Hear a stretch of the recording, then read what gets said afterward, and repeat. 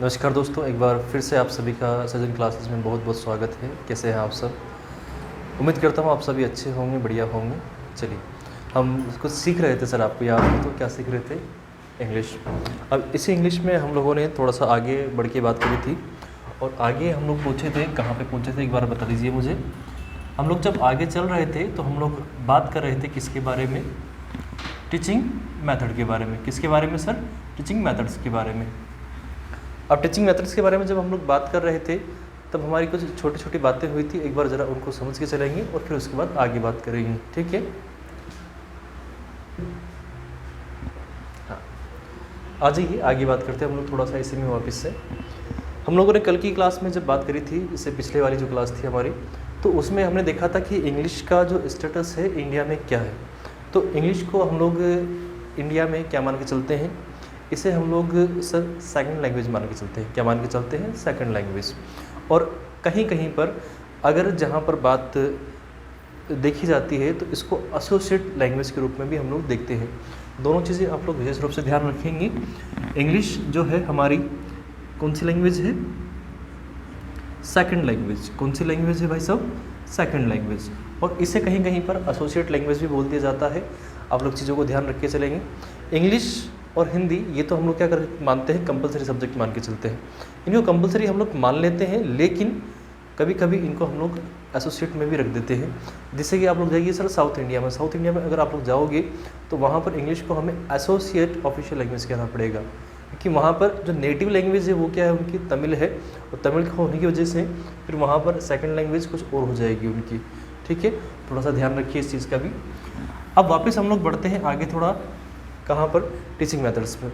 अब teaching methods, sir नाम से ही हमें पता पड़ गया बात किसकी हो रही है? टीचिंग करने की हो रही है, सिखाने की हो रही है। किसकी हो रही है? सिखाने की। सिखाना है सर, क्या सिखाना है? इंग्लिश सिखानी है। अब इसको सिखाने के क्या तरीके हो सकते हैं? पहले आप इंग्लिश में मत जाइए, पहले कहाँ जाइए? लैंग्वेज पे जाइए। कहाँ जाइए सर? लैंग्वेज पे। लैंग्वेज पे अगर मैं बात करता हूँ आप लोगों से, तो मान लीजिए मैंने ये लैंग्वेज की बात कर दी है। अगर मुझे लैंग्वेज सीखनी है, क्या सीखनी है? लैंग्वेज सीखनी है। तो लैंग्वेज सीखने का सबसे बेसिक या नेचुरल तरीका क्या होता है? आप लोगों से एक बार पूछना चाहूँगा मैं। अगर मुझे कोई भी लैंग्वेज सीखनी है, मुझे इंग्लिश नहीं सीखनी, कुछ और बताओ आप लोग। अगर मुझे कोई सी भी लैंग्वेज सीखनी है इंग्लिश को इंक्लूड करते हुए, तो कैसे सीख सकता हूँ? एक छोटा बच्चा, सर देखा होगा आप लोगों ने, छोटा बेबी, न्यू बोर्न बेबी, जिसे हम लोग बोलते हैं सर, क्या बोलते हैं इंग्लिश में? इन्फेंट। क्या बोलेंगे? इन्फेंट। इन्फेंट की अगर मैं बात करता हूँ तो इन्फेंट होता है सर मेरे पास में, क्या होता है? न्यूबॉर्न बेबी, जिसने अभी अभी जन्म लिया है। जिसने क्या किया है सर? अभी अभी जन्म लिया है, उसे हम लोग क्या बोलेंगे?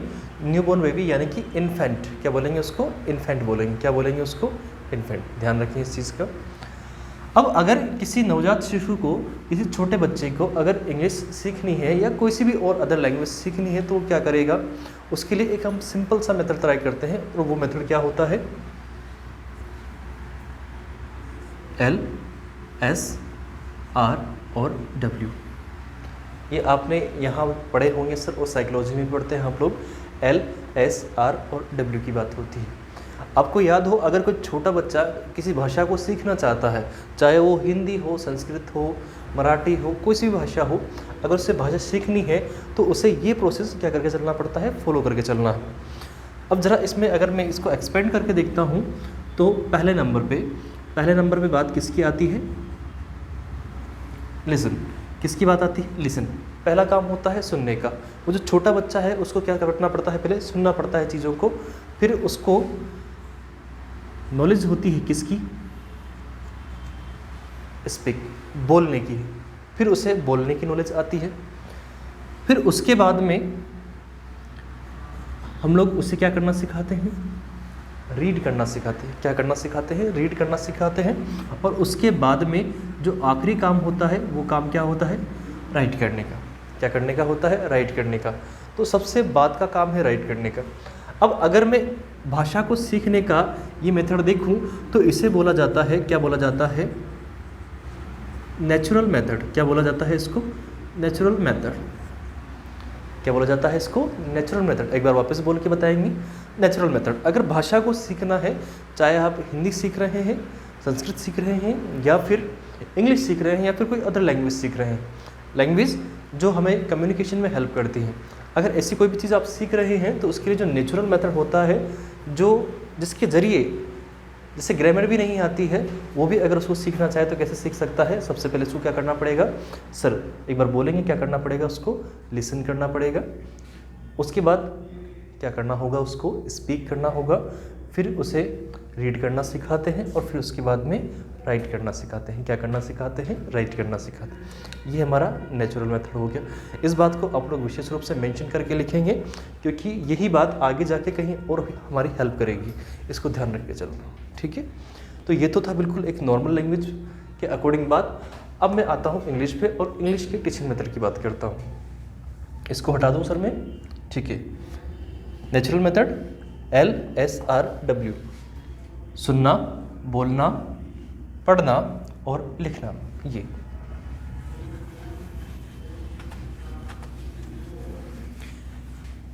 ये जो टीचिंग मेथड्स की मैं बात कर रहा हूँ, ये लेवल फर्स्ट वाले जो स्टूडेंट हैं उनके लिए तो सबसे ज़्यादा इम्पोर्टेंट है, और जो सेकंड लेवल वाले स्टूडेंट हैं उनके लिए इनका बेस तैयार होकर चलेगा, ठीक है? क्या होगा? बेस तैयार होगा। Teaching method. अब टीचिंग मेथड की बात करता हूँ तो मुझे इसमें बात सिखाने की होती है, सिखाने के तरीके। किसकी बात होती है? सिखाने के तरीकों के बारे में बात होती है। अब सिखाने के तरीकों के लिए लोगों ने बहुत सारी अलग अलग चीज़ें बना रखी है। कुछ कहते हैं CLT की बात करती है, बहुत से लोग बाग प्रिंसिपल्स ऑफ टीचिंग मेथड की बात करते हैं। अब ये प्रिंसिपल्स क्या होते हैं सर? क्या क्या चीज़ें होती हैं? सब बहुत सारी चीज़ें हैं, अलग अलग चीज़ें हैं, उनको सब हम लोग अलग अलग देखेंगे। लेकिन सबसे पहले आप मुझे ये बताइए, ये टीचिंग मेथड आया कहाँ से? इसका कंसेप्ट कहाँ का है? बहुत सी बार ये भी पूछा जाता है कि टीचिंग मेथड का जो कंसेप्ट है वो कंसेप्ट कहाँ का है,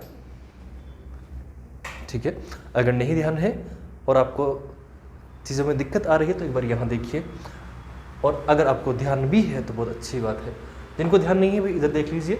अगर टीचिंग मेथड की बात हो रही है तो टीचिंग मेथड का सबसे पहले जो जिक्र हुआ था, वो जिक्र हुआ था सर कहाँ हुआ था? जर्मनी में हुआ था। कहाँ हुआ था? जर्मनी में। टीचिंग मेथड की सबसे पहले बात कहाँ कही गई थी? जर्मनी में। क्योंकि जो जर्मनी है शुरू से ही शिक्षा को लेके बड़ा ही जागरूक रहा है, हमेशा उसने शिक्षा के ऊपर जोर दिया है। ध्यान रखो इस चीज़ का कि अगर शिक्षा के ऊपर किसी ने जोर दिया है तो किसने दिया है? जर्मनी ने। और जर्मनी ने ही सबसे पहले टीचिंग मेथड का कंसेप्ट लेके आए थे। जर्मनी में अगर इसको देखा जाए तो 18th सेंचुरी की बात है। कब की है ये? 18वीं शताब्दी की बात है। 18th सेंचुरी की बात है, 18वीं शताब्दी की बात है। वहाँ पर जब हम लोग बात करते हैं इस बारे में तो 18वीं शताब्दी में ये जर्मनी के अंदर टीचिंग मेथड का कंसेप्ट आया, और उन्होंने जो टीचिंग मेथड वाला कंसेप्ट दिया वो कौन सा दिया सर? अब उसको ज़रा समझो कि उन्होंने कौन सा कंसेप्ट दिया टीचिंग मेथड के लिए। उन्होंने दिया सर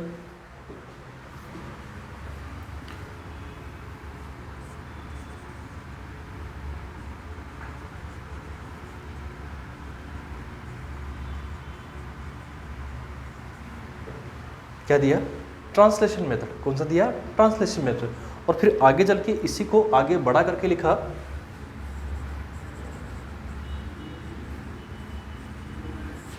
ग्रामर ट्रांसलेशन मेथड। कौन सा मेथड? Grammar translation method. मैंने पहले भी कहा था इसकी स्पेलिंग को आप लोग ध्यान रखेंगे, यहाँ ई नहीं होता है, क्या होता है? ए होता है। तो ग्रामर ट्रांसलेशन मेथड, ये आज भी हम लोग, आज जब हम लोग किताबें पढ़ रहे हैं या सीख रहे हैं उसमें हम जो मेथड यूज़ करते हैं वो क्या होता है? ग्रामर ट्रांसलेशन मेथड यूज़ होता है। कैसे? आप देखिएगा, आपको याद हो अगर क्लास में आपको कोई टीचर सिखा रहे हैं तो अगर वो 5 मिनट के लिए भी अगर सारी बातें इंग्लिश में बोलने लग जाएंगे तो आपके मन में क्या विचार आएगा? अरे यार ये तो बहुत ही हाई-फाई टीचर है। हाई-फाई टीचर नहीं है सर, आप उसको देखोगे तो एक नॉर्मल तरीके से पढ़ाना चाह रहा है, लेकिन हम क्या करते हैं उसे फोर्स करते हैं किस कौन से मेथड में पढ़ाने के लिए? ग्रामर ट्रांसलेशन मेथड में पढ़ाने के लिए। इसमें होता क्या है कि बचपन से हम लोग सीखते आ रहे हैं किसकी? हिंदी। जो भी आता है, जो भी शब्द आता है उसका हिंदी करके बताओ हमें तो हमारी भाषा में, तब जाके हम सीखेंगे। तो अगर मैं इसकी बात करता हूँ इस ग्रामर ट्रांसलेशन मेथड की, तो ये हम लोग अभी भी यूज़ करते हैं। आज की डेट में अगर मैं बात कर रहा हूँ तो आज भी हम इसको यूज़ करते हैं, लेकिन अगर देखा जाए तो यही मेथड सबसे पुराना मेथड है। इसमें कभी भी फोकस नहीं किया जाता, सिर्फ आपसे कहा जाता है कि बस पढ़ो और लिखो, इसके ऊपर फोकस किया जाता है। अगर मैं इसके ऊपर बात करूं आप लोगों से, तो इसे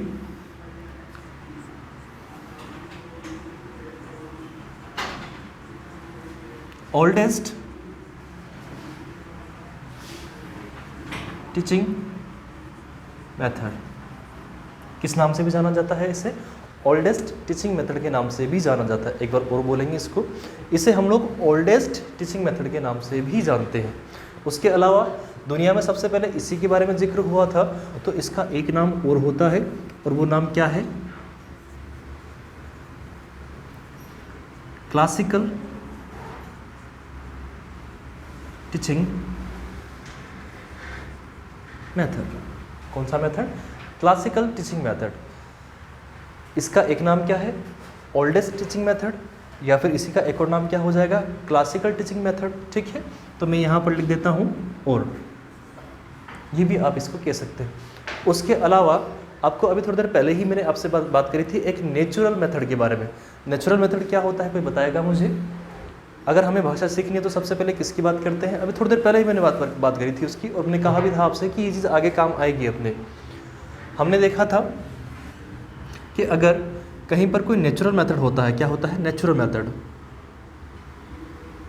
तो नेचुरल मेथड में हमने देखा था वो क्या होता है? L, S, R और W, इसके ऊपर फोकस किया जाता है।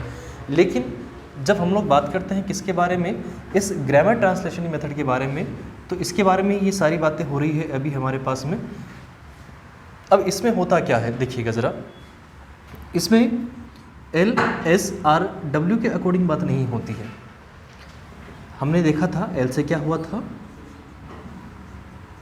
लिसन, S से वापस बोलो स्पीक, और R से हमने रीड करने की बात करी थी, और W से हमने क्या करने की बात करी थी दोस्त? राइट करने की बात करी थी। ये अपनी छोटी छोटी सी बातें हुई थी। ठीक है, अब ये जो ग्रामर ट्रांसलेशन मेथड है ये क्या कहता है? क्या उसमें भी यही प्रोसेस होता है क्या? नहीं भाई, उसमें ये प्रोसेस नहीं होता है। उसमें जो प्रोसेस होता है वो क्या प्रोसेस होता है? वो इन दोनों को नहीं मानता। इसमें बात किसकी होती है? एक तो रीड करने की, और एक किसकी होती है? राइट करने की। अब बचपन से या एक नेचुरल तरीके से हम लोग देखें तो वो तो ये प्रोसेस होता है LSRW का, जिसे हम लोग करेक्ट मान के चलते हैं। लेकिन अब ये जो हमारा ग्रामर ट्रांसलेशन मेथड है, अगर मैं इसकी बात करता हूँ तो वो हमें इसकी बात करता है कि यहाँ पर आप लोग लिसन को छोड़ो, स्पीक को भी छोड़ो, भाड़ में जाने दो, सिर्फ किसकी बात करो? रीड और राइट की बात करो। किसकी बात करो? रीड करने की और राइट करने की बात करो। इसीलिए इस वजह से इस मेथड को, कौन से मेथड को? इसी ग्रामर ट्रांसलेशन मेथड को हम लोग एक नाम से और जानते हैं, और वो नाम क्या है इसका?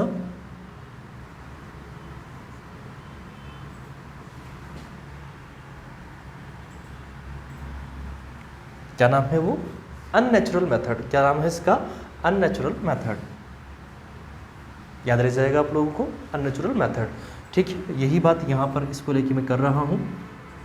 ठीक, हमने देखा कि अगर टीचिंग मेथड में हम लोग बात करते हैं तो सबसे पहले जो टीचिंग मेथड का कंसेप्ट है वो कौन लेके आया था? सर जर्मनी लेके आया था। कौन लेके आया था सर? जर्मनी। कब लेके आया था? 18th century. इसकी डेट कहीं कोई फिक्स नहीं है। ठीक है, आपसे अगर क्वेश्चन भी पूछेगा वो तो सिर्फ और सिर्फ सेंचुरी के बारे में पूछेगा। कौन सी सेंचुरी में? 18th century.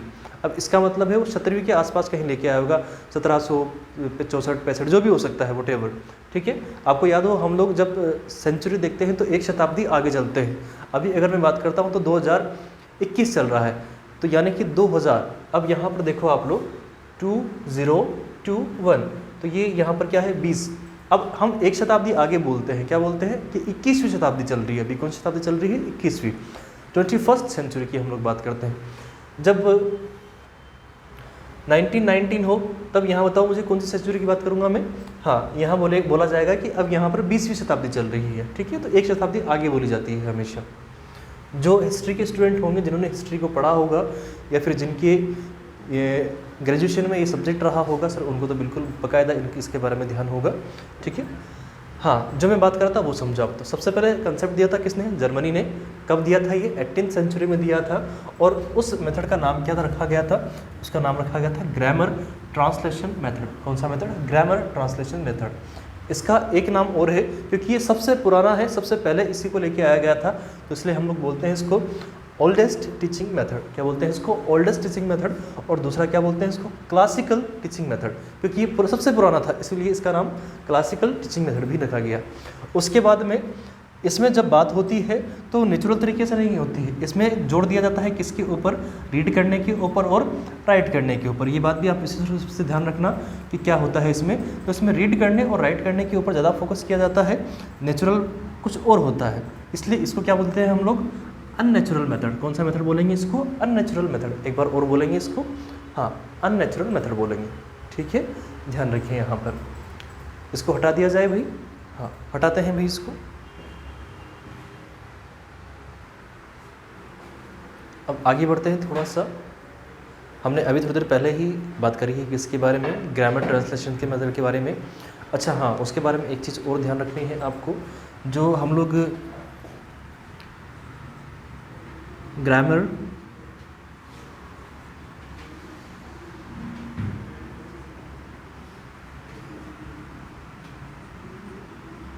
ट्रांसलेशन मेथड की अगर हम जब बात करते हैं तो इसका एक शॉर्ट फॉर्म और पूछा जाता है आपसे, और शॉर्ट फॉर्म जो है वो इसको बोला जाता है TCG।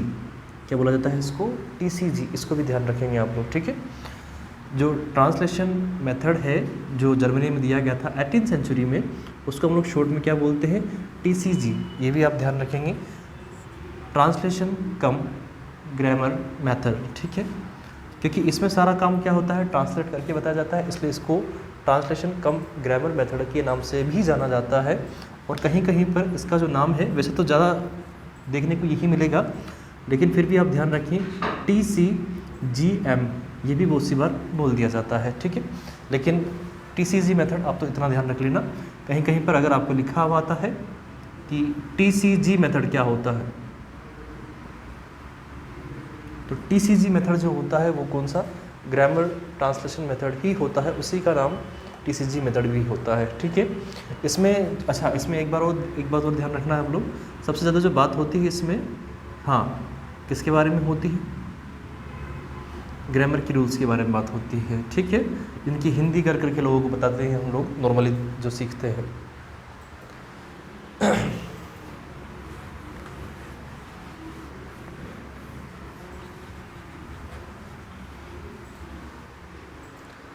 चलिए अब थोड़ा सा मैं आगे चलता हूँ और आगे बात करता हूँ आपसे प्रिंसिपल्स ऑफ इंग्लिश टीचिंग।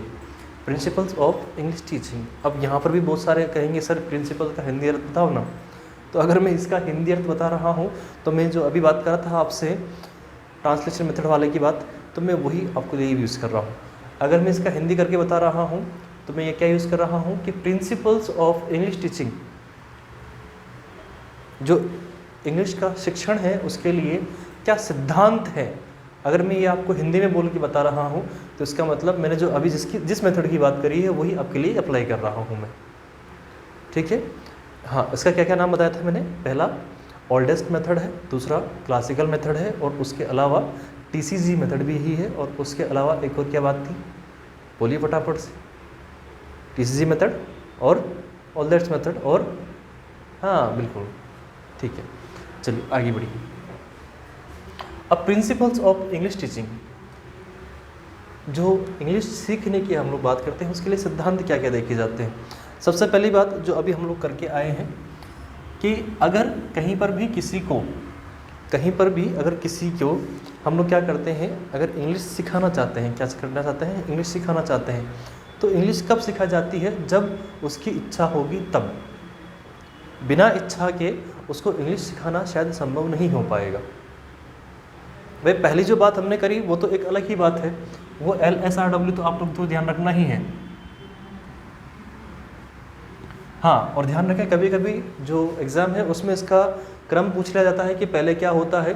तो अगर मैं पहले देखूं तो पहले नंबर पे होता है, क्या होता है? लिसन। दूसरे नंबर पे स्पीक। तीसरे नंबर पे रीड। और चौथे नंबर पे क्या पूछ लिया जाता है, राइट करने की बात कही जाती है। ठीक है, कभी कभी इनका क्रम पूछ लिया जाता है और इनका क्रम उल्टा पुल्टा करके दे देता है, तो आपको उससे अरेंज करने की पूछता है कि बताइए इसका सही क्रम क्या होगा।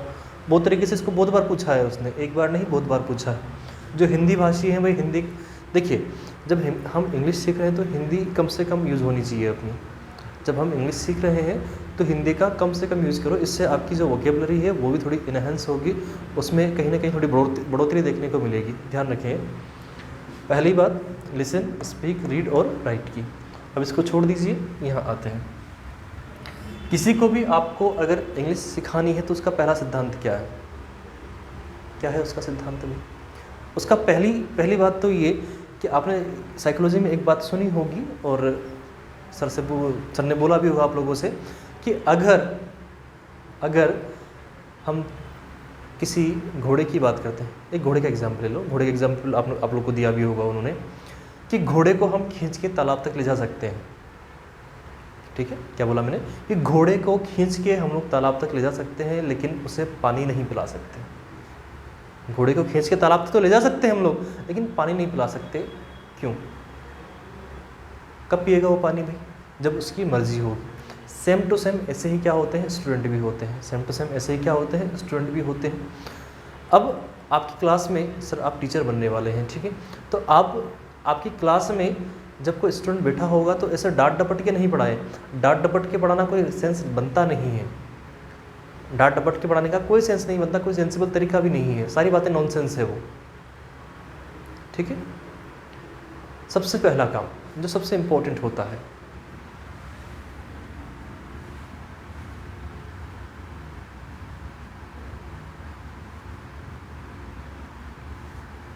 क्या लिखा मैंने, मोटिवेशन। किसकी बात करी है मैंने, मोटिवेशन। सबसे पहला ही जो काम होता है वो क्या होता है, मोटिवेशन का होता है। क्या होता है वो, मोटिवेशन का होता है। मोटिवेशन, आप इसे हिंदी में किस नाम से समझते होंगे भाई? मैं हिंदी लिख देता हूँ ताकि कुछ जो महान विद्यार्थी हैं उनके समझ में आ जाए। ठीक है, मोटिवेशन, अभिप्रेरणा। अभिप्रेरणा की बात होती है। सबसे पहले तो आपको, अगर जिसको भी आप सिखाना चाह रहे हैं, जो भी आपके टारगेट स्टूडेंट्स हैं जिनको आप ये चीज़ सिखाना चाह रहे हैं, इंग्लिश टीचिंग करना चाहते हैं, तो सबसे पहले उनके अंदर क्या लाना पड़ेगी, मोटिवेशन लाना पड़ेगी कि इसको हम सीखते क्यों हैं, इसकी नीड क्या है। आप लोग बताइए मुझे कि क्या नीड हो सकती है इंग्लिश की। इंग्लिश की अगर हम लोग देखें तो क्या क्या नीड हो सकती है, ये सारी बातें हम लोग उस बच्चे को बता के या उस स्टूडेंट को बता के हम लोग क्या कर पाएंगे, उसको अंदर से क्या कर पाएंगे, मोटिवेट कर पाएंगे। क्या कर पाएंगे, मोटिवेट कर पाएंगे। मान लीजिए जैसे कि आप में से किसी स्टूडेंट से मैं कह रहा हूँ कि बेटे अगर इंग्लिश नहीं सीखेगा तो यहाँ दिक्कत आएगी, वहाँ दिक्कत आएगी, सेल फोन पे बात नहीं कर पाएगा, इंग्लिश में किसी से चैटिंग नहीं कर पाएगा, बहुत सारी बातें हैं। ये तो एक नॉर्मल वे में बता रहा हूँ मैं, थोड़ा सा ध्यान रखें इस चीज़ को। तो ये बहुत सारी बातें हम लोग यहाँ अप्लाई करके चलते हैं। तो सबसे पहला ही काम आपको, अगर इंग्लिश का शिक्षण करना है तो उसका पहला ही सिद्धांत, पहले ही बात क्या ध्यान रखनी है कि सबसे पहले बच्चे में क्या लाना पड़ेगा, आपको मोटिवेशन लाना पड़ेगा। क्या लाना पड़ेगा, मोटिवेशन, तब जाके वो आगे सीख पाएगा। इसकी और भी बहुत सारी बातें हैं, principle of evolution, principle of motivation, बहुत सारे हैं इसमें। हम सबकी धीरे धीरे बात करना स्टार्ट करेंगे। ठीक है, इस चीज़ का ध्यान रखें आप लोग कि जो मोटिवेशन है वो सबसे इम्पोर्टेंट रहता है। अगर मोटिवेशन नहीं होगा तो बच्चा सीख नहीं पाएगा। और जैसे ही मैंने आप लोगों से कहा था स्टार्टिंग में भी, तो चीज़ों को ध्यान रख के चलेंगे हम लोग। प्रिंसिपल ऑफ इंग्लिश टीचिंग, और उसमें सबसे पहला क्या है, मोटिवेशन। ठीक है, उसके बाद आगे और भी बातें हमारी स्टार्ट होती हैं, लेकिन सब में कहीं ना कहीं जिक्र होगा किसका, LSRW का। इसे मैंने अभी थोड़ी देर पहले ही आपको बताया था कि इसे हम लोग नेचुरल मेथड भी कहते हैं। कौन सा मेथड कहते हैं, नेचुरल मेथड। कौन सा मेथड, नेचुरल मेथड। तो ये बात आप लोग ध्यान रख के चलें। और इसमें जो प्रोसेस होनी चाहिए आपकी सीखने की या सिखाने की, वो प्रोसेस ये होनी चाहिए। बच्चे को एटमॉस्फेयर वैसा दीजिए कि सारा काम कैसा लगे, नेचुरल। अगर कोई भी चीज़ अननेचुरल होगी तो बच्चा उसे सीखेगा नहीं। तो सबसे मेन प्रायोरिटी आपको लेके चलनी है किसको लेके, नेचुरल मेथड को लेके। किसको लेके चलनी है, नेचुरल मेथड को लेके, ठीक है। ठीक है, तो ये आज की हमारी छोटी छोटी सी बातें थी जो हमने आज ग्रामर ट्रांसलेशन मेथड को पूरा समझा है, उसकी हमने ये बात करी है। फर्स्ट लेवल वाले जो स्टूडेंट हैं उनके लिए तो ये कंप्लीट है, ठीक है। लेकिन वहीं पर अगर मैं सेकंड लेवल वालों के लिए बात करता हूँ तो ध्यान रखें आपके लिए पूरा बेसिक तैयार किया है मैंने, ठीक है। आपकी जो और क्लासेस इसमें जो और एक्स्ट्रा बातें रहेंगी वो सारी अलग से रहेंगी। ये फर्स्ट लेवल वालों के लिए सफिशिएंट मैटर है इसमें, ठीक है। ये टॉपिक यहाँ कंप्लीट करके चलेंगे। हमारी जो अगली बात होगी वो अगले लेक्चर में होगी। आज की बात यहीं तक, मिलते हैं अगली क्लास में। Bye bye, have a great day.